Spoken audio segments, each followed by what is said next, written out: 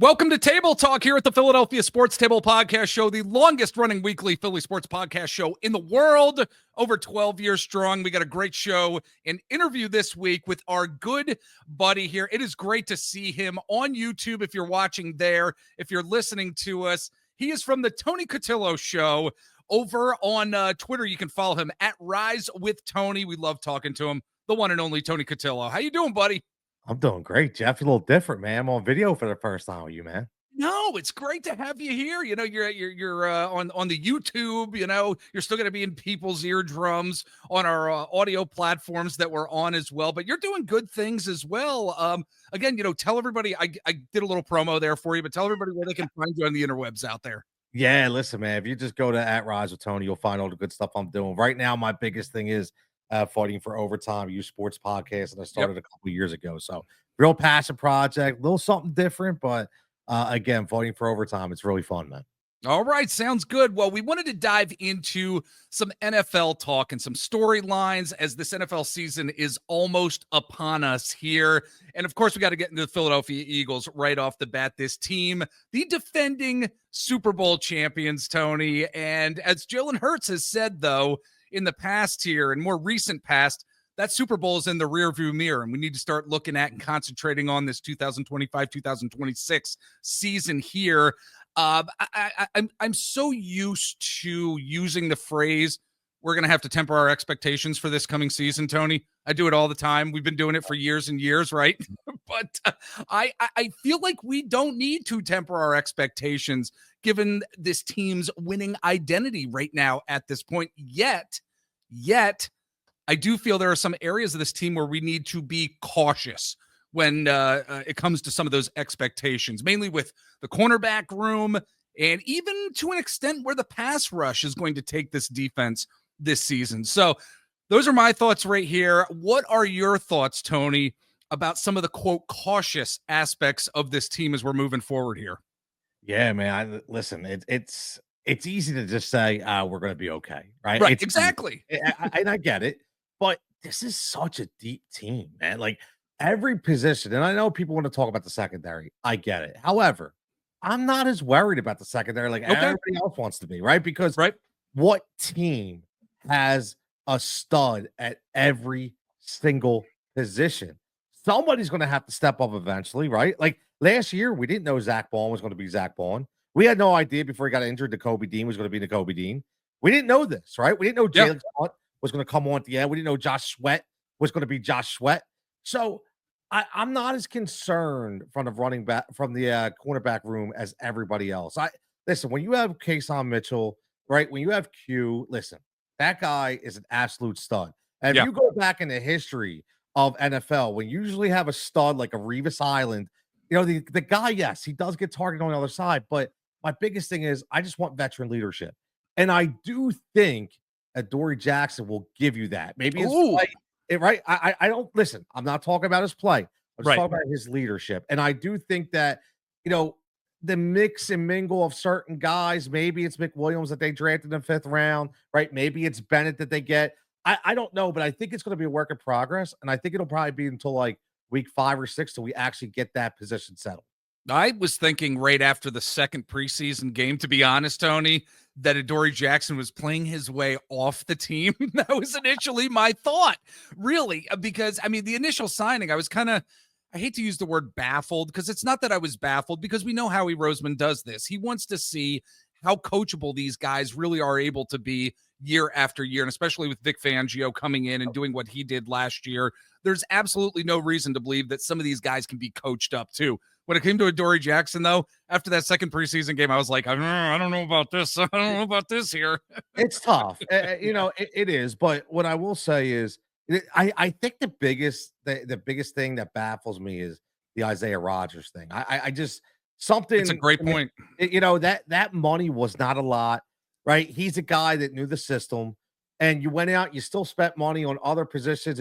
Like again, I'm not in the room. We don't know what happened, but I still think that Jackson on this team with this culture, he can be serviceable. Not going to be great. There's times you're going to be very inconsistent, but I think he can be serviceable. All right, very good. Well, I do want to stick with the theme in terms of the NFC East as we're moving along here, because when it comes to this division, to really trying to analyze what we're going to see this year, I do feel like the Commanders are going to take some steps back. I think we've seen in this league over the years, Tony, where when you have a quarterback, this happened with Jalen Hurts, certain teams, quote, figure you out. I think with Jaden Daniels, I think we may see that with the Commanders. They may take a step back offensively due to that, perhaps.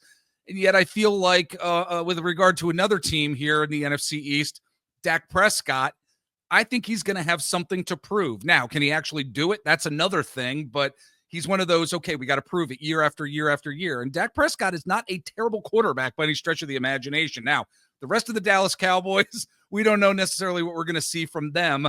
I do feel the Giants are going to be the Giants and are going to Giants their way throughout this season. But how do you really feel about this NFC East division? I mean, should the Eagles fans, should we all be concerned with any aspects of this division with opposing offenses or defenses here? What are your thoughts? It's really tough to say no. Like, I mean, let's be honest. It's really, really tough because we didn't know the Commanders were going to be the Commanders last year, right? Right, exactly. And I get your point that they may take a step back, but whenever you have Dan Quinn and whether Jaden Daniels takes a couple steps back or not, a sophomore slump, who knows? That kid's uber talented, man. Yeah. So just looking at that Terry McLaurin as we go break signs and extension, so he's going to be there, right? So I look at that team as a whole, and I'm like, they're always going to be there. I think that the Cowboys are done. Like I'm a big guy, has nothing to do with talent. I just think the circus, I think the body language, the culture, it's a shit show out there. It stinks. It does. And I look at it and I'm like, how can that team really get on the next level? And then they bring in a guy in George Pickens who's not a great teammate. So he just killed the culture even more. I will tell you this. I am intrigued by the Giants. I know not a lot of people are going to say, I think they played very good defensively last year.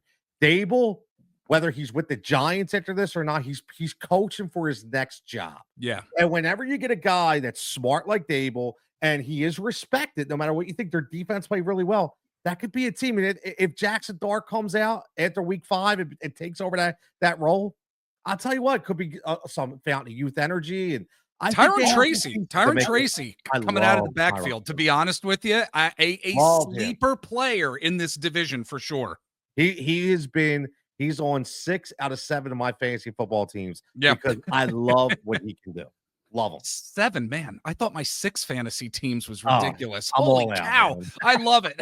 I love it. You've got 7. I've got 6. Oh, fantastic. Well, look, I wanted to stick with the NFC theme here, Tony, because I feel like the NFC North is going to be an interesting division in many different ways. One, we keep waiting for the Bears to make some sort of waves, to make some sort of noise. I think this year they could. Now, are they going to get into the playoffs and be successful, potentially getting there? I have no idea. Part of me doubts that, but I am interested in what their play is going to be like on both offense and defense. I do think the Packers may be a better team this year. And the Lions, I don't know, maybe in flux because they lost some of their coaching staff during this offseason. So I'm wondering, how are you viewing this NFC North division? I think it's going to be a fantastic division to watch and follow. I think it is. It's going to be like old school NFC North football, man. Like, and you make a good point about the Lions because they lose both their coordinators. Yep. Yeah, and that's not easy. We know that in Philadelphia. That's not easy to recover from, right? And there's a learning period that comes along with that. So I take a step back a little bit on the Lions. I really do. I think, I look at the Packers as great coach. No matter what we think about of his opinion of the tush push, he is still he's off that McVay tree. He is a good coach, right? I'm just questioning Jordan Love. I don't think Jordan Love was where he should have been last year. I don't know what it was. It kind of bothered me. I love the Bears. I was not a Ben Johnson guy until I watched his first press conference and until I start following that team. And this guy is an offensive mastermind.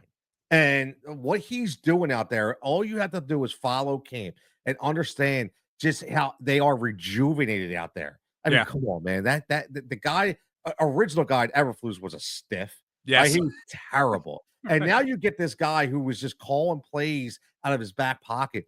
I'm intrigued. I like the Bears a lot. Yeah, I like the Bears a lot too. We didn't mention the Vikings. I'll tell you right now. JJ McCarthy, I'm not the biggest fan of him. Me neither. Didn't think he was a great quarterback coming out of Michigan. Of course, I followed his career being a Penn State alum, following a lot of what happened in the Big Ten during the course of his year coming out. I don't think JJ McCarthy is going to be the type of quarterback that's going to be able to take Minnesota Vikings to the promised land at all, Tony. I don't think that. I agree. That's why I passed on Justin Jefferson. Yeah, in my fantasy draft. Yeah, and I know he's a stud, but I don't trust the guy. Yeah. And I like Kevin O'Connell too, but I'm just so surprised at teams like this. They just go so weak at quarterback. I don't understand it. I don't get it. It's bizarre for sure. Well, again, folks, we're talking to Tony Cutillo from the Tony Cutillo Show at Rise with Tony on the Twitter/X. And if you are new to listening to us, to watching us here on YouTube, you could like and subscribe to the show here again on YouTube. And if you are listening on any other audio platform, subscribe there as well. We've also got our social sites that we are on. We are on Instagram, Twitter/X. I'm over on TikTok at Mr. Jeff Warren. Like our Facebook page, just search out the Philadelphia Sports Table. You can search out my name on various platforms as well as Eric here on the show as well. We are going to take a quick break, Tony, and when we get back, we're going to dive into some AFC talk here. All right? Sound good? Sounds good, man. Let's roll. All right. We're going to take that break now. We'll be back in just a bit, folks. All right, we are back with our good friend Tony Cutillo here from the Tony Cutillo Show. And as we're moving along with this conversation here and moving into now the AFC, where we're going to be seeing from certain teams, certain storylines here, I feel like I want the Bills to be the team that makes it to the Super Bowl to face the Philadelphia Eagles, if that's both teams' destinies this coming year, Tony. I mean, the Bills to me are so interesting, watching them on Hard Knocks as of late. Because they're still going to be a top contender in the AFC. But like outside of Josh Allen, I feel like this team is just not the most talented team in the world, yet they are resilient. They come together to play every single game. They've got, Sean McDermott as the coach who has instituted this culture up there, at least in my opinion. This is what I see. So I'm wondering, where do you see the Buffalo Bills' fortunes taking them this season and why? First off, I'm going to say I was a McDermott guy. And so he came out about the tush push, and now I want to punch him in the mouth. Yeah. So I do hope that we get into the Super Bowl and we can do that, okay? Right, yes. But all kidding aside, I actually disagree. I think that the Buffalo Bills have one of the most lethal offenses that people are completely overlooking. Okay. If you look at what they did last year, James Cook had a career year. They signed him an extension. Ray Davis, when he filled in for James Cook, unbelievable. Over 5 yards a carry. Yep. Right? Yep. He's a stud, right? We already know about Josh Allen. You have Dalton Kincaid, one of the most athletic tight ends. He just hasn't clicked yet. It's not kind of like Kyle Pitts. Everybody's waiting for Dalton Kincaid to just take that next step, right? But then you have Keon Coleman, who's on a second year. You have Khalil Shakir, who's on a third year. And then you bring over Joshua Palmer, from the Chargers, who's been having an insane camp. Sometimes you forget about Palmer. Sometimes folks do. Yes. Yes. You have 4 weapons out there. And I just look at this team and go, you know what, man? You got a really good kicker in Tyler Bass. And you just look at everything that they have done as a whole. Josh Allen just continues to excel. It's all going to be on his shoulders because he does have moments where he's not great with the football, right? And he does have moments where he takes it upon himself a little too much. Yep. So I think if he can just garner that back a little bit, Coleman takes the next step. I think, I'll tell you what, man, Shakir, he could catch 100 balls this year. Yeah. I think he's so important to that offense, man. Yeah. I think people are overlooking the Bills. I genuinely think this could be a Bills-Eagles Super Bowl this year. I mean, I would love it. It would be so fun and entertaining. It would be so fun and entertaining. Absolutely. All right. Moving along here to the next topic I wanted to dive into with you, Tony. We know that there are some teams who definitely had stinkers of an offseason, and we've certainly seen it during the course of these preseason games, just various storylines as well. Some teams made some mind-boggling decisions. I'm wondering for you, which team do you think had the worst offseason as it pertains to this coming season, but even within the foreseeable future, within these next couple years and seasons as well? I'm going with the Pittsburgh Steelers because of what they've done and not done with the quarterback position. I think from a receiver standpoint, I mean, you had a culture in Pittsburgh for a while where receivers really were the end all be all for quite some time. And maybe I'm getting old thinking about those days with Antonio Brown and thinking about just so many Santonio Holmes, like those guys. I know it's been a while. Yes, absolutely.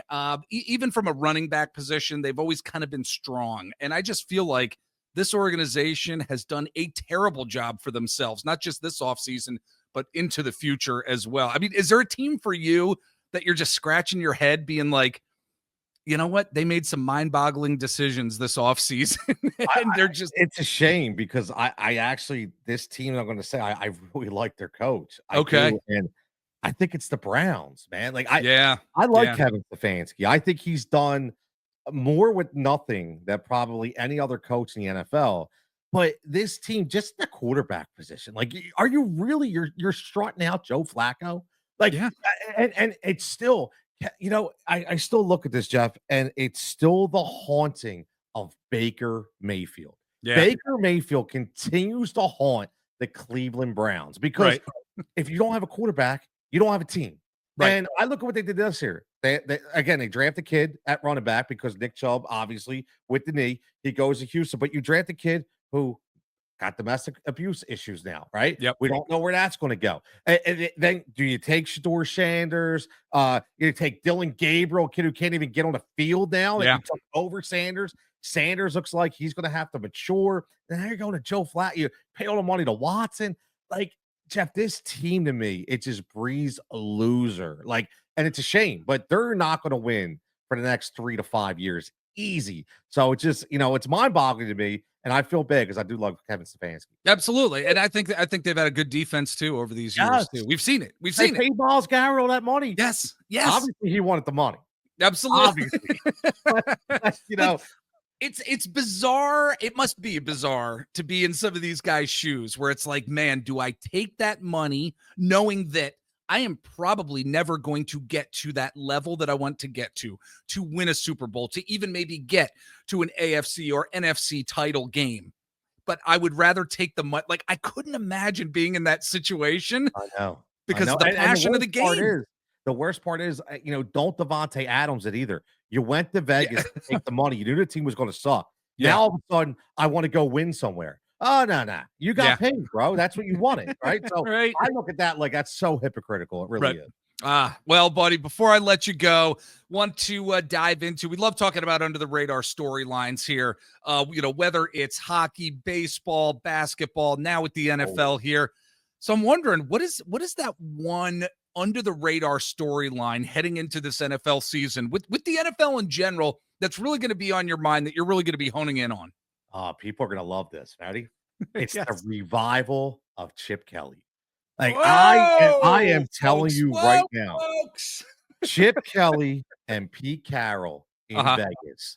I am so excited to see what they do. And again, Chip Kelly swallows a pride, goes to the college ranks, whatever. Right. You can say whatever you want about the guy. He knows how to utilize an offense. And if you look out there, again, you got a guy, Geno Smith, a guy that Pete Carroll trusts. I'm telling you right now, every single one of my fantasy teams, I have Geno Smith, I have Jacoby Myers, all right? You have Brock Bowers, you have Mike Mayer, who's actually getting a lot of love. Chip Kelly is going to, Ashton Genty. You're going to look at this team, and Chip Kelly is going to put his imprint on this offense where people are going, wow, what is happening in Vegas? May not win a lot of games this year. Right. However, they're going to put up some points, and they're going to be exciting. So I am very interested, and not enough people are talking about it, Jeff. Nobody's talking about it. They're really not. And I think it will be come week 6 or 7. You heard it here, folks, from Tony Cutillo. the Tony Cutillo Show. Love that, but I am a Chip guy. I'm always going to be a Chip guy when it comes to offense. That's simple.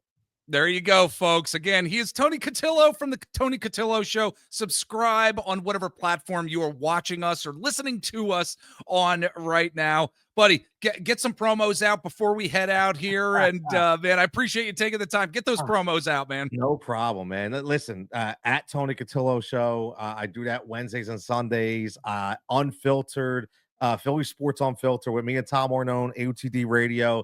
And then also I got my podcast, Fighting for Overtime. If you're into youth sports, You definitely want to dive into it, discuss mental health and the rise and fall of youth sports today.